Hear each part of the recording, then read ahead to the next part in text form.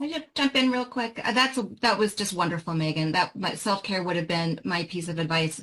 I went through this at a off-the-record roundtable of CDOs recently, and one of the things that came up that is adjacent to self-care is the frustration of having to work with or persuade the most powerful person in your ecosystem that the work is worth it and that they should reveal themselves more, they should take a bigger role, whatever it is. And we came up with this strategy and I love it. It is find your people and ignore the person that you cannot persuade. You know exactly who they are. And if you can't bring yourself to do it because of your professional orientation, give it 30 days. Ignore them for 30 days. Don't take the bait. Don't send them the clip. Don't send them the newsletter. Don't send them the deck.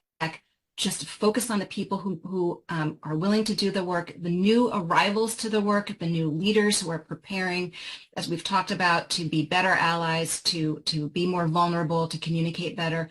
Work preparing them, and find your people even outside of your organization who can help you fine tune, who can help you make sure that you're not reading the situation wrong, and let you know that you're not alone.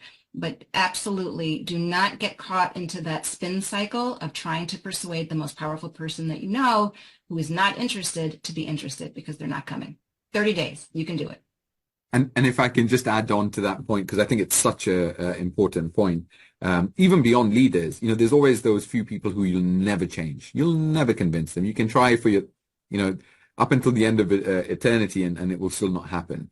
We waste so much energy doing that sometimes as individuals, whether you're in a leadership position or in a team and so on. Focus on the ones who want to change, because that way you start changing culture. And if you change culture, hopefully those people who don't want to come around will start saying that this place isn't the way it used to be, and they'll leave themselves, which is great. So I think it is about how much of your energy you consume on some of those things. And this point has come up a few times earlier as well, that rather than focusing on those things that you can't impact or you can't change, focusing on the things you can impact and you can change is so important. Even when we're trying to look at, potentially what sort of programs are we running, what sort of things we're doing. I think it's a great opportunity to double down our efforts on things, to do an audit of what's worked, what hasn't worked, where do we put more effort into, where do we reduce effort that, didn't necessarily have the outcome. So don't necessarily see something, if you're reducing something or changing something, as a negative. It can be a positive.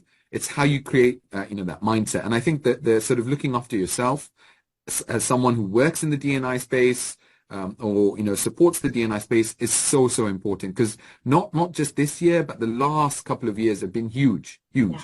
And your mental health, your well-being, taking time out to just say it is. And by the way, there's no in my perception that there's nothing wrong with saying, do you know what, it is a bit too much. I'm going to take a bit of time. I'm going to move away from this. I don't feel ready to have that conversation right now. That's fine. You must look after yourself, because we need you people. We need each other to continue this journey. So it is important not to be too tough on yourself, because no one has all the answers in this space. But as long as you try, I think we can get there.